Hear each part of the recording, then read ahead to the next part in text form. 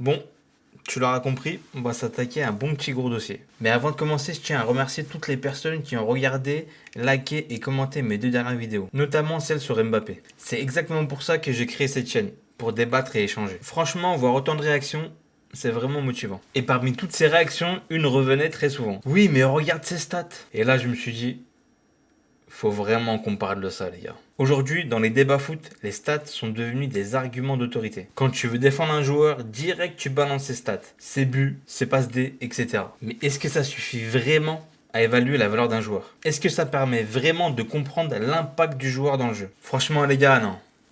Si tu t'arrêtes à ça, c'est vraiment que t'es un footix. Parce que derrière un chiffre, il y a un contexte. Et sans ce contexte, les stats peuvent être très trompeuses. Mais pour que tu comprennes les choses, je vais te montrer quelques exemples. Tu penses que marquer un but contre Alaves, ça a le même poids que marquer un but contre le FC Barcelone cette année? Tu penses que marquer un but contre Retafe a le même poids que marquer un but en phase finale de Ligue des Champions? Pour que ce soit un peu plus clair pour toi, on va comparer deux joueurs. On va prendre la saison de Vinicius l'année dernière avec le Real Madrid et on va prendre la saison d'Mbappé cette année avec le Real Madrid. La saison dernière, Vinicius c'est 24 buts, toutes compétitions confondues. Mbappé cette année pour l'instant c'est 33 buts, toutes compétitions confondues. Et pourtant tu le sais très bien, mais la saison de Vinicius est largement supérieure à celle de Mbappé cette année. Pourquoi? L'impact des buts de Vinicius est bien supérieur à celle de Mbappé cette année.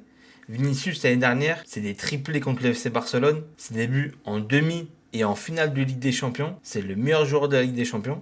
Et c'est des buts aussi des passes décisives en Liga qui t'ont permis aussi d'aller chercher le titre, le championnat national. Alors que Mbappé cette année, ses buts ne sont pas impactants. Il n'est pas là dans les gros matchs, il marque que contre les petits en fait. Là où Vinicius marque contre des cadors européens en Ligue des Champions, en phase finale, Mbappé marque contre des petits en Liga, contre Alaves, Retafe.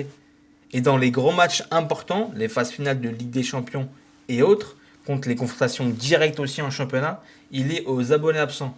Il ne le marque pas, il n'est pas décisif. Voilà pourquoi sortir des stats brutes comme ça sans contexte, ça veut strictement rien dire. Ça permet juste de manipuler l'information et de défendre son joueur préféré en fait. Mais j'ai pas fini, prenons un autre exemple.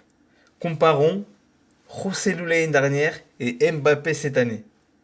Là, t'es pas prêt, mon petit. Si on prend Joselu et Mbappé et on compare le nombre de minutes jouées et le nombre de buts et de passes décisifs, si on établit ce ratio-là, Joselu est décisif toutes les 100 minutes et Mbappé est décisif toutes les 115 minutes. Donc si on prend votre logique, les gars, statistiquement, Joselu est plus efficace que Mbappé.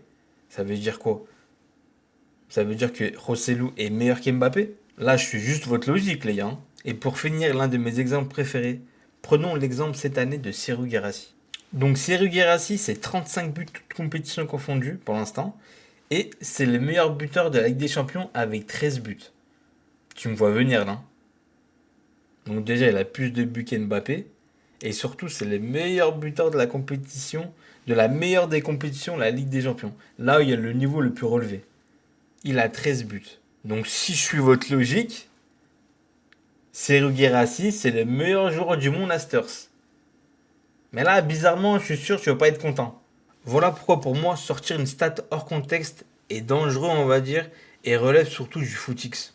Car ce n'est pas qu'une question de total. Total de buts, total de passes décisives, etc. etc. C'est une question d'impact, de rôle, de contexte, de moment du match. En gros, les stats brutes, c'est comme une photo. Ça capture l'instant présent, mais ça te raconte pas toute l'histoire. Pour finir, il y a des choses qu'aucune stat ne peut mesurer en fait, comme le pressing intelligent, les décrochages qui libèrent un coéquipier, les efforts défensifs, le langage corporel, le leadership et aussi en général la capacité à changer la dynamique d'un match sans forcément marquer. C'est pour ça qu'au-delà des stats, il faut surtout regarder un match et le contenu des matchs. Là est la vérité sur l'impact du joueur, sa performance et surtout son niveau de jeu. Pour conclure tout ça, les stats ça peut être utile, mais ça ne doit surtout pas remplacer l'analyse du jeu. Donc la prochaine fois qu'on te dit mais regarde ses stats, toi pose-lui la vraie question. Dis-lui ouais mais qu'est-ce qu'il fait vraiment sur le terrain. Donc voilà quoi.